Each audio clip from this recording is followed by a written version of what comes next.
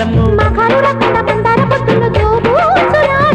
లగ్గాలు కాకుండా పగ్గాలు లేకుండా లాలూచి జరిగితే అరే భలే భలే భలేగుంటది అరే భలేగుంటది అరే రే భలేగుంటది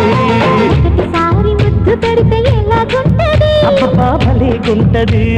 మొదటిసారి మనసు తడితే ఎలాగుంటది